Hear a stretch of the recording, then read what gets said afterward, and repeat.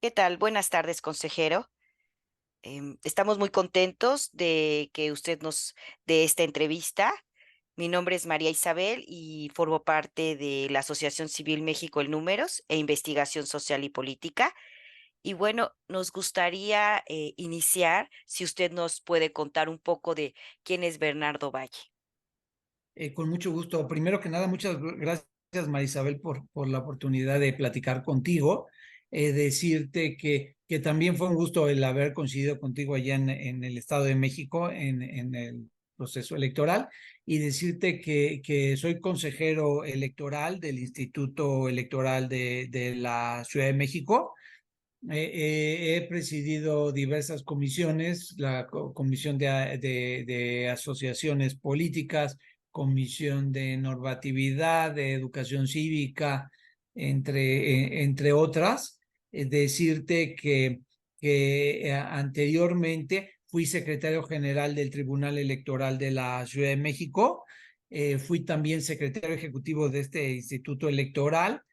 Fui director ejecutivo de asociaciones políticas y director jurídico, además de otros cargos como coordinador de distritos y fui también funcionario de órganos desconcentrados aquí en el instituto, que entré en el 99 y he ido cambiando una serie de cargos. También trabajé en el INE algún tiempo y tengo una maestría en Derecho Electoral y estoy cursando un doctorado en Derechos Humanos.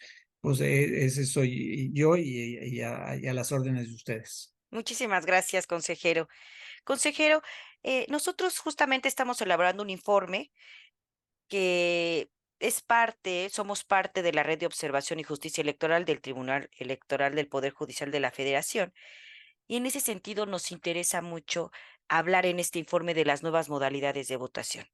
Nos gustaría saber cuál es su opinión sobre la participación electoral de los mexicanos residentes en el extranjero. ¿Cuáles considera usted que son los principales desafíos y beneficios de garantizar su derecho al voto de forma presencial?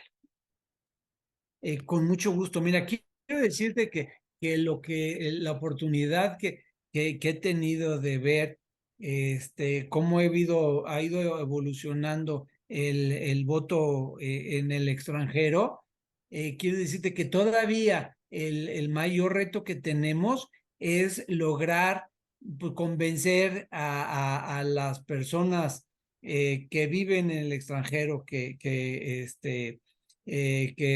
son ciudadanas de nuestro país, el que participen en los procesos electorales. Me pareció un gran acierto la incorporación de la credencial para votar desde el extranjero. Creo que fue importante, pero pues desgraciadamente esa no ha sido la solución. Seguimos con la misma problemática desde un inicio, que pues a nivel nacional se está hablando de casi 12 millones de mexicanos que hay en el extranjero, y que de estos, pues tenemos credencializados, pues un poquito más de 100,000 personas credencializadas y que votan. Me parece que evidentemente es un tema menor. Igual pasa en la Ciudad de México. Se habla, y además de que hay datos imprecisos, que realmente ha sido para todas las autoridades muy complejo el tener datos ciertos de cuántas personas mexicanas hay en el extranjero y que estén ubicados. Sí tenemos datos generales de lugares donde hay identificados mayor números de personas mexicanas. Sin embargo, no tenemos datos precisos. En la Ciudad de México, te digo que hay un cálculo de cómo son 500,000 chilangos en el extranjero, y de ahí en el pasado proceso estaban credenciados 33,000, y de ellos pues habrán votado pues como cerca de 10,000 personas. Entonces creo que es un trabajo muy importante identificar dónde están las personas migrantes, el poder establecer una comunicación, que eso es muy importante. Cuando yo hablo con personas inmigrantes, lo que se quejan es que las autoridades solo establecemos comunicación con ellos en proceso electoral y que los olvidamos cuando no es proceso electoral. Entonces aquí quiero decirte que en la Ciudad de México hemos hecho unos esfuerzos que son limitados, pero creamos una red de personas migrantes en el extranjero donde les proporcionamos de manera permanente información, les enviamos documentos y tratamos de tener reuniones periódicas con ellos y ellos para pues que estén informadas y que pues sientan que la autoridad electoral de la Ciudad de México pues los considera importantes, ¿no? Y decirte que nos da mucha satisfacción en el Instituto de la Ciudad de México, que fuimos los primeros de incorporar el voto a través del Internet en la elección de 2012. Ahí tuvimos el voto electrónico por Internet como una segunda modalidad a la postal que me parece, pues, bueno, ahora ya está incorporado a nivel nacional, que también un acierto el que se pueda hacer el voto presencial en las sedes consulares me parece muy importante y de esta manera seguir buscando, pero creo que todavía nos damos en el blanco. Nosotros, te comento que hicimos una especie de cuestionario a las personas migrantes. El INE nos apoyó en mandar un cuestionario a las personas originarias de la Ciudad de México que votaron y sacamos algunos datos interesantes que me va a dar gusto poderles compartir más adelante, pero en sí sería ese es lo que quería yo decir. Muy bien, muchísimas gracias. Consejero, pasando a otro punto, ¿qué medidas o reformas considera necesarias? No, perdón. Pasando al voto en prisión preventiva, ¿qué medidas o qué estrategias considere que se pueden mejorar?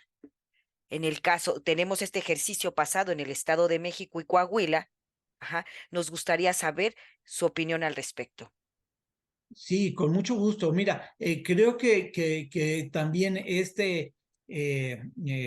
voto, también que es reciente, va mejorando cada proceso electoral y en el Estado de México lo vimos, que sin duda creo que ha sido el de mayor participación de personas en prisión preventiva que han votado, además de que el mayor número de centros de reclusión que han habido, y yo creo que habrán, pues porque creo que el Estado de México es el que tiene más centros de toda la República. En la Ciudad de México, si bien tenemos una población ligeramente menor, los centros de reclusión son menores, aunque con una población mayor. Decirte en estos ejercicios sí he visto que el INE desde el 2021 ha venido aplicando un símil al voto en el extranjero, es decir, se prepara un sobre que contiene una serie de información y se les da el día el día que las personas reclusas participan en la elección, se les dé el sobre. Quiero decirte que yo tuve la oportunidad de estar en Hidalgo.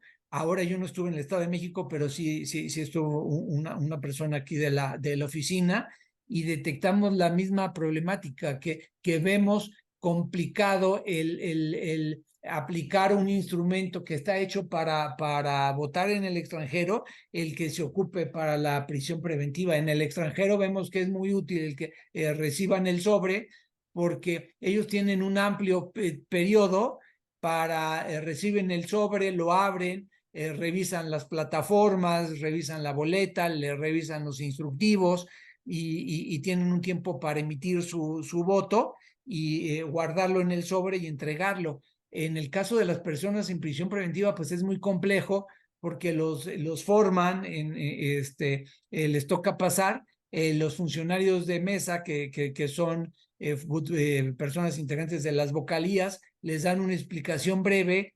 Ellos abren los sobres y en ese momento tienen que hacer todo lo que haría una persona con muchos días en el extranjero. pues sería difícil el que puedan consultar las plataformas. Realmente yo lo que he visto es que poca gente consulta las plataformas, además de que, como tú lo habrás visto, una cantidad importante de personas se equivoca al momento de seguir las indicaciones que se tienen que aplicar, se equivocan, van a meter los sobres, etcétera, y eso que quiero decirte que es un escenario diferente al que vamos a vivir el próximo año, porque hasta este momento en el Estado de México, en Coahuila, en Hidalgo y en el 2021 se votó por una sola elección. Imagínate ahora el sobre conteniendo pues las boletas locales y federales distintas. Y que si van a votar por presidente, una plataforma para presidente, para senador, etcétera. Entonces va a resultar realmente complejo el votar de esta manera, y creo que será importante que el INE reflexione sobre estos mecanismos y buscar facilitarlos, ¿no? Eso a mí me parece muy importante. Y también quiero decirte que me pareció muy valioso del Estado de México, a diferencia de otras entidades, algo que es fundamental, que es la colaboración de las autoridades penitenciarias. Ahí, a diferencia del voto en el extranjero, donde no hay, o sea, es difícil el que aunque sí hay autoridades con las que uno establece comunicación, ellos no tienen un control ni datos exactos de dónde están las gentes, ¿no? Tienen idea, trabajan con grupos, con organizaciones, pero a diferencia de las poblaciones en prisión, ahí sí tienen un control muy preciso de quiénes están y que creo que hubo una facilidad muy importante de las autoridades penitenciarias para que las personas puedan votar, que esa es totalmente la diferencia con Coahuila, que en Coahuila la autoridad penitenciaria no colaboró hoy y en el Estado de México sí, pero decirte que algo que me parece muy importante que hay que trabajar evidentemente el voto informado, pero más allá, me parece que evidentemente se avanzó en el Estado de México en difundir los debates, en difundir las plataformas, en explicarle a la gente en qué consiste en cada cargo, pero me parece algo que es muy importante, y sí lo noté en el Estado de México y en otras entidades, es que las personas en prisión están en una situación vulnerable, que sienten o se sienten que están bajo el control, y evidentemente están bajo el control de las autoridades penitenciarias. Entonces, creo que habrá que concientizarlos y dejarles claro la libertad y la secrecía del voto. Que en el Estado de México la vocalía de la Junta Local, del Consejo Local, tomó decisiones muy correctas en el sentido de recibir los paquetes, organizarlos en orden alfabético para que no hubiera una relación entre las personas que votaban y los centros penitenciarios, pero eso no lo sabían las personas que votaban. Entonces, a mí ese es el tema, que creo que habrá que dejarle claro a las personas en prisión preventiva que las autoridades electorales vamos a garantizar que va a haber secrecía, que se va a garantizar el que no vamos a evitar que se vincule la persona con el voto, y creo que avanzaremos, ¿no? Yo creo que es un tema que hay que cuidar mucho, porque lo que hizo el Estado de México al final fue una buena práctica, pero fue posterior, se tomó la decisión más adelante que se votó, y las personas en prisión preventiva, ¿qué pasaba? Emitían su voto, lo metían en el sobre y lo metían en otro sobre donde aparecía su nombre. Entonces, ¿qué ganan, poniéndonos en los zapatos de las personas en prisión preventiva, qué garantía tenemos nosotros de que la autoridad penitenciaria no va a verificar o no va a revisar que ellos votaron por tal o cual partido? Nosotros lo tenemos claro porque el INE se lleva las bolsas con los votos, etcétera, y sabemos el destino, pero ellos que están metidos en el reclusorio, que no tienen más información pues, que la que les proporcionamos en ese momento, pues yo creo que sí les preocupó el que emitir un voto y que su voto estaba identificado con su nombre. Ya más adelante lo disasociamos, ¿no? Lo sacamos del sobre y lo mandamos a otro lado, pero ese proceso ellos lo desconocen, ¿no? Entonces creo que habrá que trabajar en eso y que en la Ciudad de México buscaremos el que se haga de esa manera. Muy bien, muchas gracias, consejero. Pues pasamos al siguiente punto. ¿Qué opinión tiene sobre el voto en urna electrónica? ¿Cuáles considera que son los principales desafíos y beneficios sobre su implementación en México? Sí, mira, quiero decirte yo, en relación a este punto, a mí me parece un instrumento sumamente útil. En la Ciudad de México, mira, como ya te lo dije hace un momento, en 2012 lo implementamos en el voto en el extranjero y como tenemos una ley de participación ciudadana que tiene una serie de instrumentos que se tienen que hacer año con año, nosotros venimos así utilizando el voto electrónico para nuestros instrumentos de manera exitosa. Yo creo que se deberá seguir utilizando en el extranjero, que es un método que ha venido funcionando y que se puede implementar dentro de México, pero yo todavía tengo mis reservas para que se utilice de manera generalizada. Te voy a decir porque, mira, nosotros ya hemos logrado y la tecnología nos los permite el tener certeza de que quien emite el voto es la persona que tiene derecho a ello. ¿Cómo te lo puedo garantizar?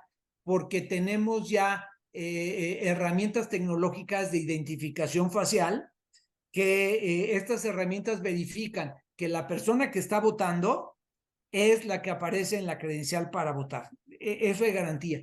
Pero creo que todavía pudiera haber temas de coacción que no podemos dejar de lado y a mí sí me pareció un riesgo, pero ¿para qué se puede utilizar? Para estos mecanismos de voto, para, por ejemplo, en hospitales, voto para personas que estén en asilos, por ejemplo, ¿no? Que se lleve la urna y puedan votar.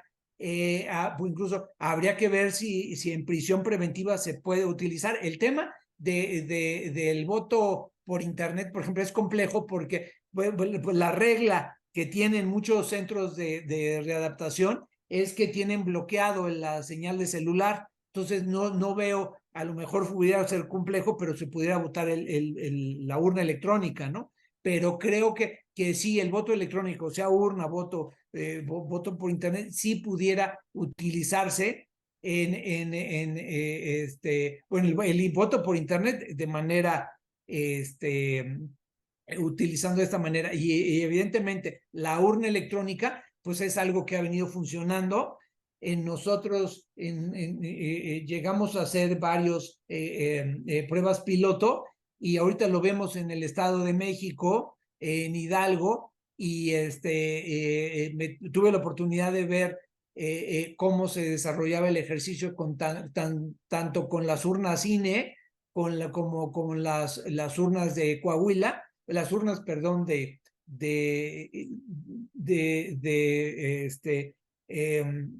Coahuila no fueron, sino fueron de las urnas de Jalisco con muy buenos resultados y evidentemente en el extranjero, en el caso de los consulados, me parece que fue muy exitosa y habrá que seguir, además de que creo que en el extranjero pues es el vehículo más eficaz para trasladar el voto desde el extranjero a la Ciudad de México de la manera más inmediata, ¿no? El voto postal sin duda es mucho más caro y mucho más complejo del traslado y se tienen que tomar medidas adicionales para recibirlo de manera anticipada, el resguardarlo en unas oficinas del INE, el trasladarlo al lugar donde se realizará el escrutinio, abrir los sobres, etcétera, y el voto electrónico con urna electrónica permite que de manera inmediata pues, se puedan generar los resultados.